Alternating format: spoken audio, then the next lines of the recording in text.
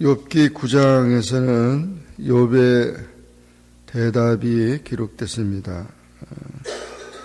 친구 엘리바스와 빌닷이 욥의 고난은 죄 때문에 온 것이다 이렇게 말하면서 욥의 고난에 대해서 판단하실 때 욥은 욥기의 주된 사상은 고난인데 하나님이 왜 인간에게 고난을 주는가?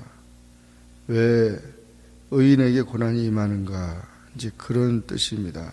그래서 욥은 죄가 아니더라도 고난이 인간에게 임할 수 있다는 거죠. 그것은 인간이 연약한 존재고 죄인임을 근본적으로 죄인임을 깨닫게 하는 그런 하나님의 의도라는 것입니다. 그래서 욥은 하나님에 대해서 고백하기를 나 인생이 어찌 하나님 앞에서 의로우냐. 하나님 앞에서는 의를 주장할 수 없다는 거죠. 인간 앞에서는 의를 얘기해도 하나님 앞에서 하나님의 의에 우리가 인간의 의를 어찌 비교할 수 있겠냐.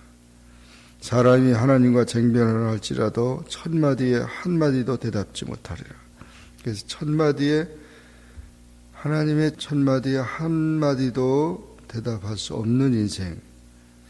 이 인생은 의의가 없다는 거죠. 사도 바울은 로마서 3장 10절에 모든 사람은 다 죄인인데 하나님의 영광에 이르지 못하더니 인간은 모두 죄인이라는 사실을 고백하고 하나님 앞에 의로운 인생이 없다. 하나님과 쟁변할 사람도 없고 하나님은 지혜로우시고 힘이 강하시다. 이렇게 말하면서 우리가 의로울 수 있는 길은 하나님의 은혜에 의한 것이라는 거죠. 이렇게 철저하게 인생은 의의가 하나도 없는 그런 인생이라는 사실을 고백하면서 4절 이하에서 하나님은 마음이 지혜로우시다. 하나님은 마음이 지혜롭고 힘이 강하시다. 그리고 하나님의 권능, 하나님의 주권, 하나님의 권세에 대해서 말씀하고 있습니다. 그래서 온 우주를 봐라. 우주를 보더라도 그 우주의 모든 별들과 모든 질서가 다 하나님이 하셨다는 거죠. 그러면서 그 하나님이 하시는 일에 대해서 우리가 어떻게 판단하고 하나님이 하시는 일에 대해서 우리가 어떻게 따지겠냐 그런 얘기입니다. 감히 대답지 못하고 나를 심판하실 그에게 간구하실 뿐이다. 그렇게 말하고 있습니다. 그리고 사람의 의의는 내세울 것이 없다는 거죠. 하나님의 절대적인 의의에 비교해서 인간의 상대적인 의의는 아무것도 아니라는 하나님이 하시는 일에 대해서 우리가 말할 수 없다. 그런 얘기를 하면서 하나님 보시기에는 의인도 악인도 없고 모두가 다 죄인이다라는 사실을 고백하고 있습니다.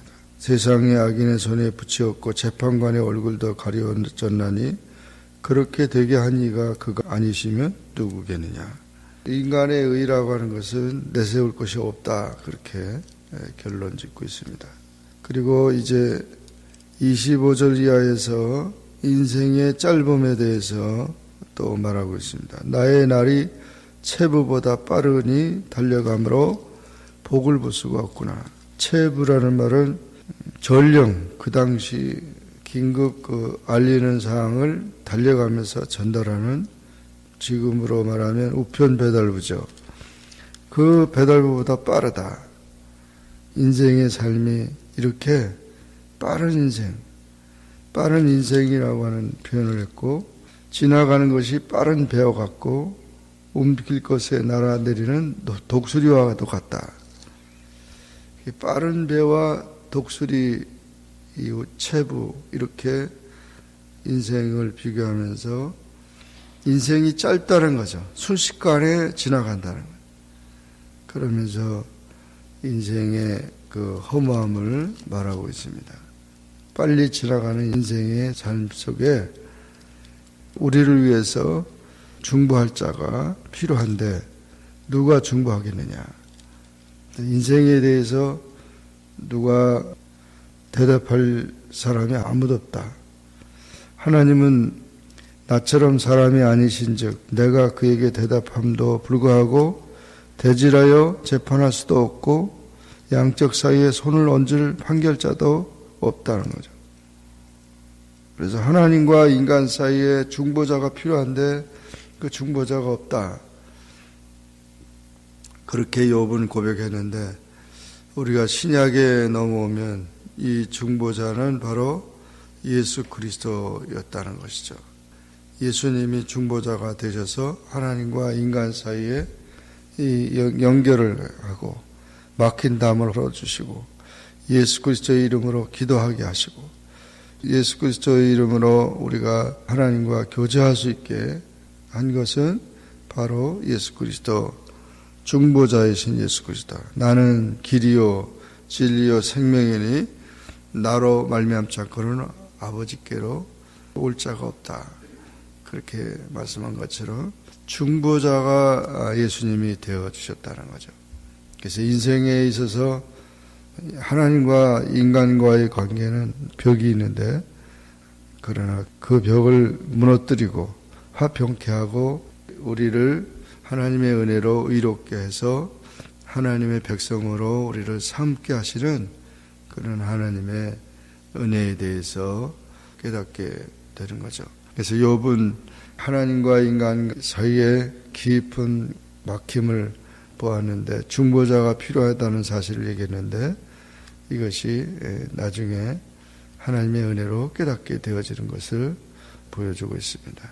오늘 욥기 9장의 말씀을 통해서 우리 인생은 의의가 없고 하나님은 완전하시고 능력이 많으시고 하나님의 의의는 온전하신 것을 거룩하신 것을 보면서 죄인된 인생들이 아무 가치가 없는 그런 삶이었는데 예수 그리스도 중보자를 통해서 우리가 하나님의 자녀가 되고 하나님의 백성이 되는 그런 삶을 살게 되는 것, 이것이 은혜라는 것입니다. 이와 같이 하나님의 은혜 안에서 우리가 하나님의 사랑을 잊고 또 감사하며 주님을 찬양하는 삶이 되기를 주님의 이름으로 축원합니다. 기도하겠습니다.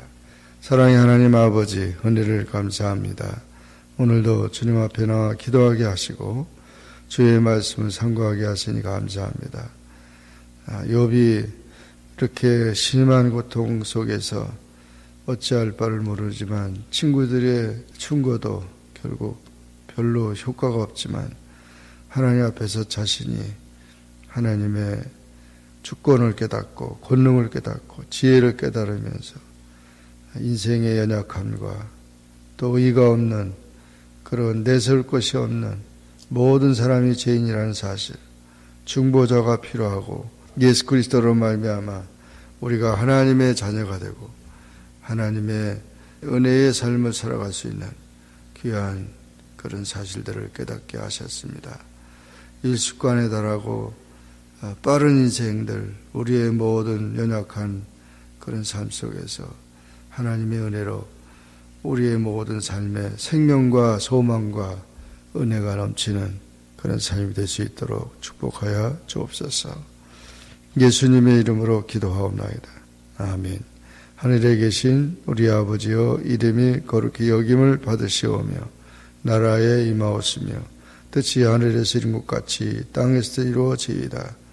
오늘날 우리에게 일용할 양식을 주옵시고 우리가 우리에게 죄진 자를 사하여 준 것 같이 우리 죄를 사하여 주옵시고 우리를 시험에 들게 하지 마옵시고 다만 악에서 구하옵소서. 대개 나라와 권세와 영광이 아버지께 영원히 있사옵나이다. 아멘.